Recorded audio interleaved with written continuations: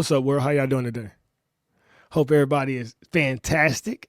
Myself, I'm Gucci. Hey, so I was sitting here doing some journaling, just with the pen and paper, just writing down some random thoughts, and was like, why not turn the camera on and share it with the world and see if I got anybody that agree and or disagree. So if you tune into this video, thank you for giving me your time, for your attention. Random thoughts. It's just a lot of things that go through my head that I should be sitting back observing, and I wanted to put out there. And it's like, doesn't it feel like the world is going to like mass hypnosis right now? Like everyone has been rocked to sleep.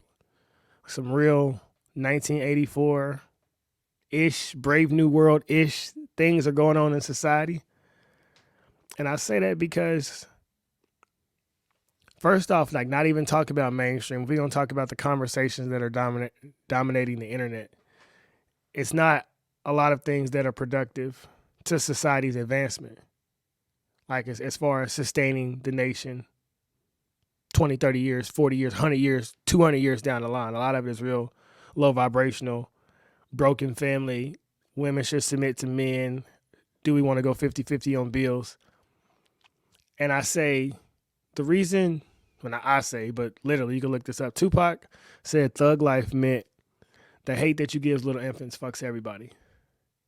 And I can say myself, being a kid that was born into this world that had parents with domestic violence and that were doing drugs and that were drinking, that was hella toxic, I didn't even understand that I was walking down the wrong path of life because I was just following the environment that I was in. Daddy was doing it, Mom was doing it, Aunt Tanya, Uncle Daryl.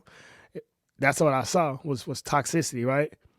And so right now there's a generation of kids that are 500 times worse than what I was. And their music is glorified on the radio, and they're celebrated for being shooters, and the girls are celebrated for how sexual active they are. And then there's another side of society that criticizes them and shames them and doesn't see the breakdown, which is parents. See, parents are the key to this whole society, and I don't know when it happened, but we've given our children over to the schools, to the coaches, and we've avoided our responsibility of being parents and really raising our children. And I say we because I became a father at a very young age, and I had to take full ownership of my children. I mean, well, really when my mama died, I had to be dummy responsible because I didn't have no babysitter on the weekend. But to see so many, podcasts where men are in their 40s and 50s still talking about trying to get a woman to submit, bro, you supposed to be a grandma and a grandpa. And y'all supposed to have the grandchildren coming over y'all house on the weekend, not still going to the club and saying, are we going 50-50 on bills? I truly think social media has made most people stay teenagers, not mature, not accept responsibility for their actions.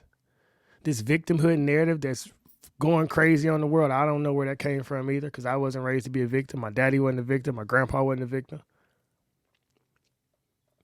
Yeah, if you walk around, you see all kinds of people saying that I can't do this because I'm black.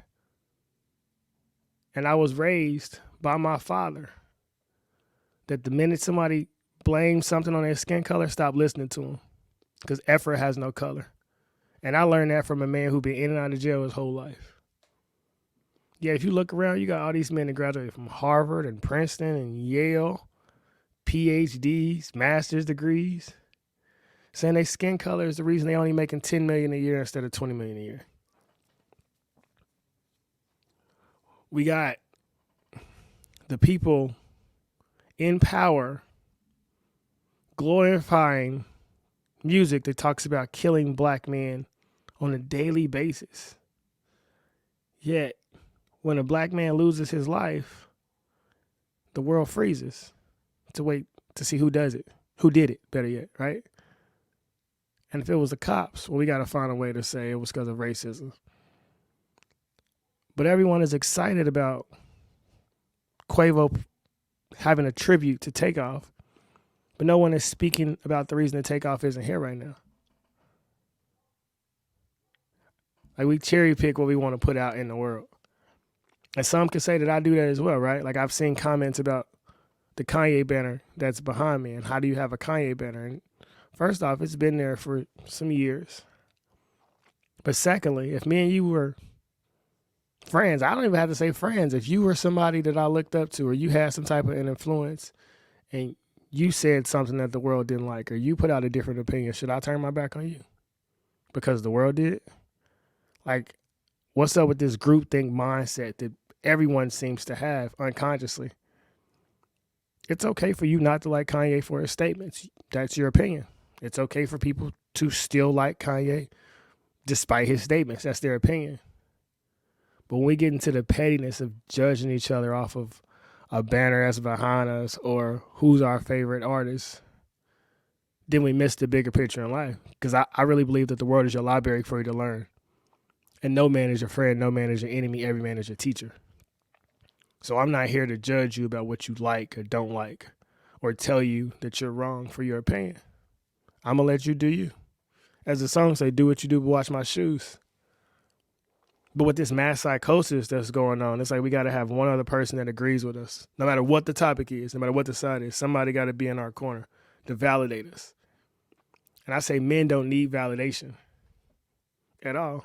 If you believe in a higher power, then you stand solid 10 toes down. But for some reason, that's not okay.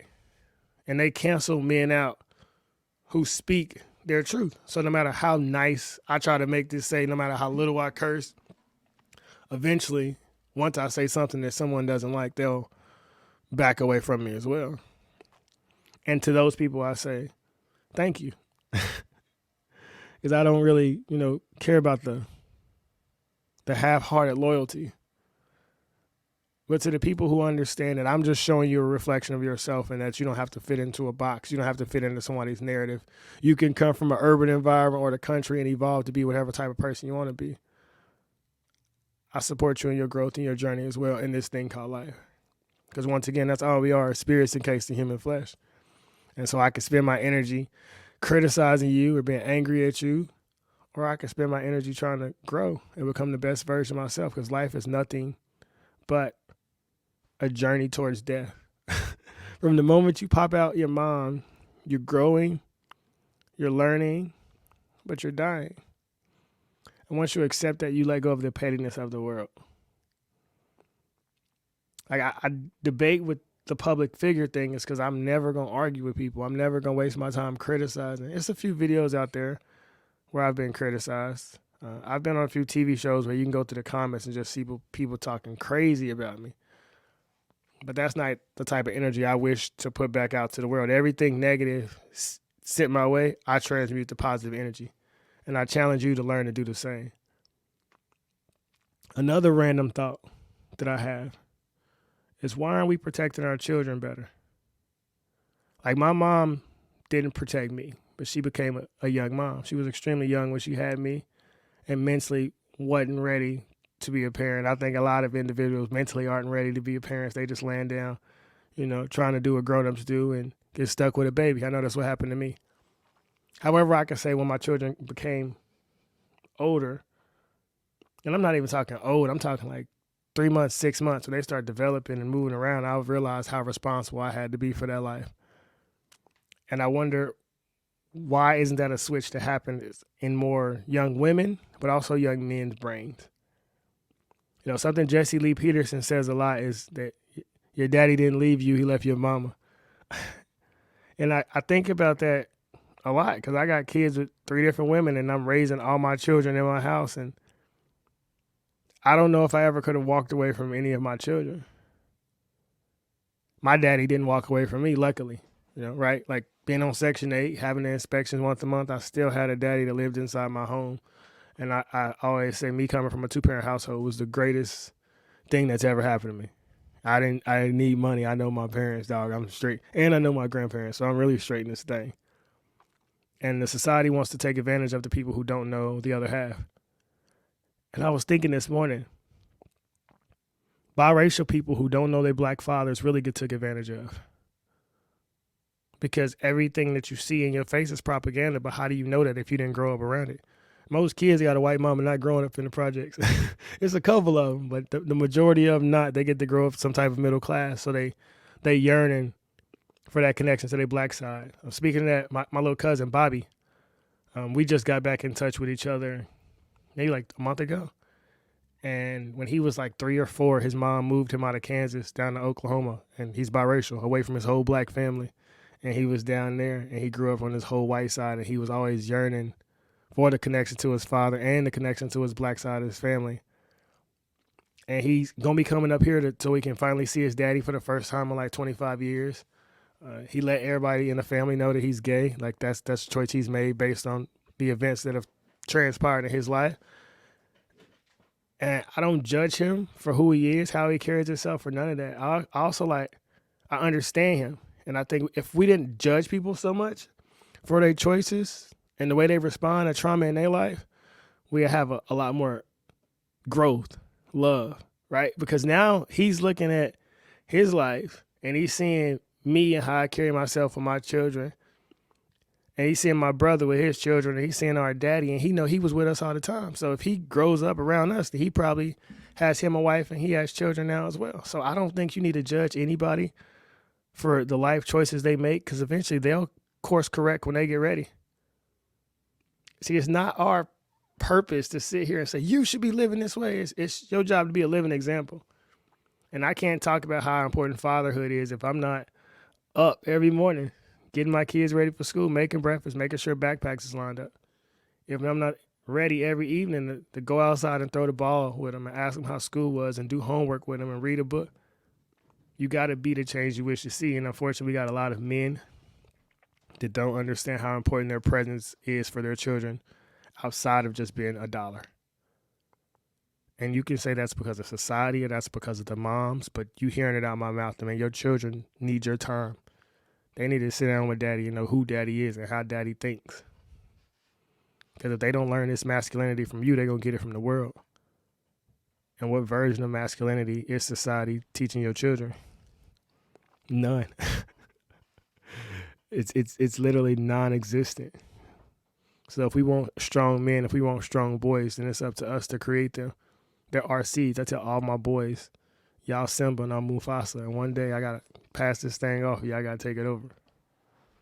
And I feel like every father looked at his son as Simba. And it sounds funny, but everybody didn't see The Lion King. But if you look at your son as your Simba, you take a little more honor in knowing that you got to leave him to Pride Land one day.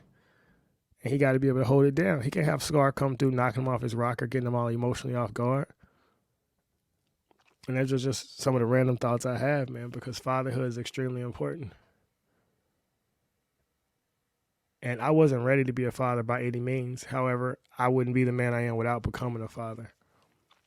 And everyone handles trauma and trials and tribulations on their own. And with me losing children, I can't tell you why that happened in my life, but I can tell you how I learned to accept death more than I ever knew I could. It makes me look at the pettiness of the world and say, why is this what we're arguing about? I don't care how much money you have. If you don't have anybody that cares about you, you broken. Yet, we got a Hollywood society that I think Lala Anthony said that all her married friends are miserable. Show me who want to be 65 and single on a girl's trip.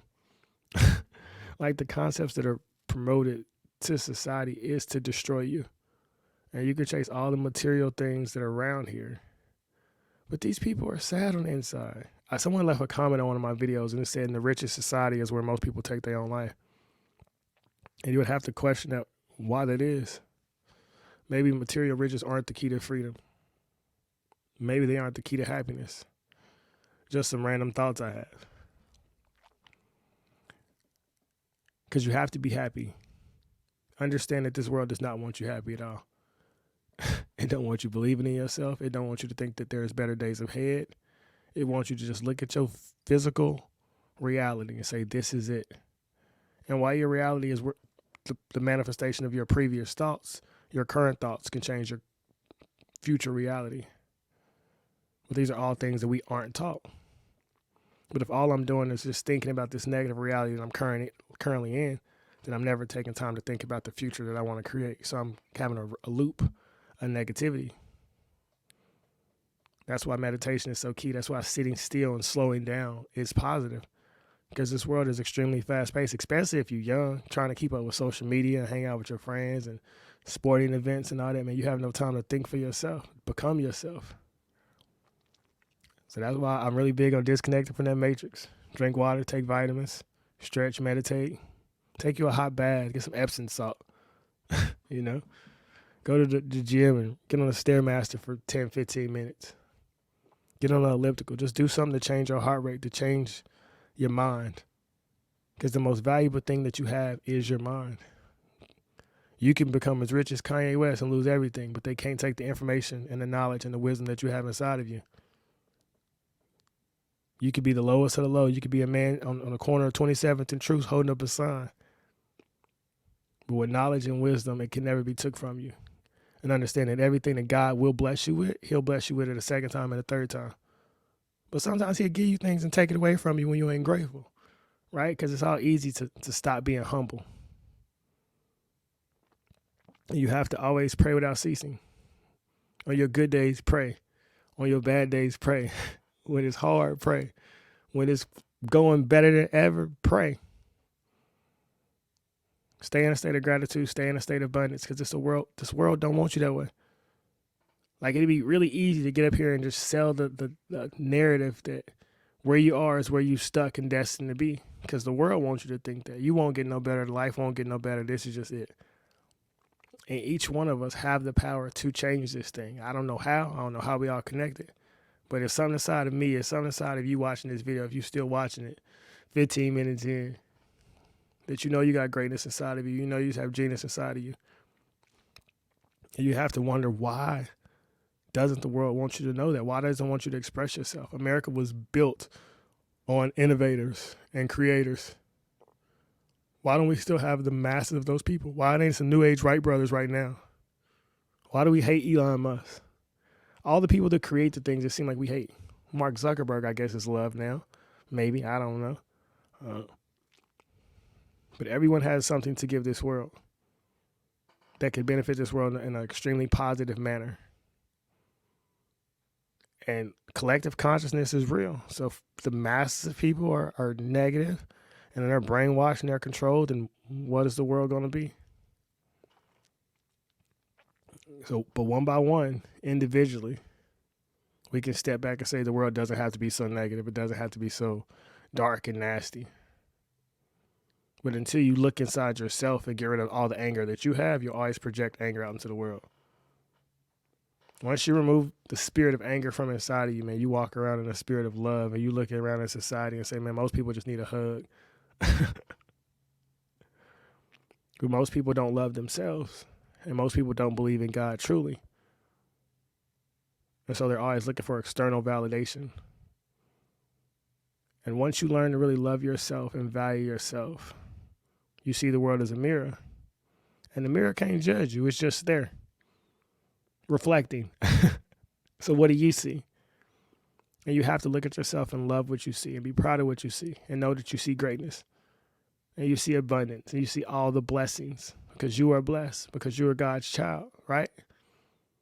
And if you don't believe, then work on your faith. I always say faith is like learning to drive a car. You know, the first time you drive a car, you hold on to the wheel real tight. But as you slowly evolve in driving, you one hand whipping that thing, right? Ghost ride the whip. Shout out to my homies in the Bay. But just random thoughts that I just have that I just want to share with the world. Because I grew up without lights, so I didn't know you could just sit back and talk to everybody across this thing. I didn't know skin color mattered so much, like as far as like your blackness. Like, yeah, I'm a black man, beautiful black man, but that doesn't define me. My brain is so much more beautiful than my skin, I promise. And I hope more people start to value themselves deeper than just their skin. That they start to question, who am I inside this thing? When I look in the mirror, I can move my hands. I can blink my eyes. We have higher mental faculties that we have to tap into. And once you really start thinking and really start getting connected with spirit, oh man, this thing is fun, I promise. But figure out who you are. That is the biggest mystery in life. Because the whole point of life is to evolve, grow or die, create or disintegrate. Every single one of us is a flower. And that seed got to be put in the ground. They got to rain and get dirty. And it take a while to sprout. Some sprout faster than others. I think it's a tree in China. It takes 5 years to sprout. But eventually when you sprout, you get that sun, and look here. You're going to be shining. But how dedicated can you be to your goals, to your dreams, to becoming the best version of yourself? Just random thoughts. Everybody want to be in shape. Everybody want to be fit. Everybody want to be successful, right? How dedicated are you going to be? If you're watching this video right now, write down your goals and your dreams. And then starting today, start working towards them. And then come back and comment when you accomplish them. Because I really think everybody can accomplish their goals if they just stay consistent, stay disciplined. That's half the battle. Just consistency, day by day. But just random thoughts, though. Random thoughts that I have. And you pray for the world. And whether it's today or tomorrow, next week or next month, you know God wins in the end. So you stay peaceful. You stay calm. We've lost a lot of good people. Martin, Malcolm, JFK, Marcus Garvey. You know, the whole point of living is dying, but while you're here, leave a positive effect. Inspire somebody. Change the way somebody thinks. Touch someone's heart and make them believe in themselves. We have a lot of broken individuals in this world that didn't get the proper love that they needed from their mother or their father. I challenge everybody to give a little more love and a little less hate. And let's see what happens. Random thoughts once again. Let me know in the comments how you feel. If you don't comment at all, you just watch the video, I hope you have a great day. You are blessed. You are beautiful. You are special no matter what you're going through, no matter how ugly life seems right now, or no matter how beautiful life is right now. It's going to get better no matter what, because that's the thing of this life. It's all about evolution. Study the laws of the universe. Read your Bible. Never be too proud to pray. Fast. We out. Peace.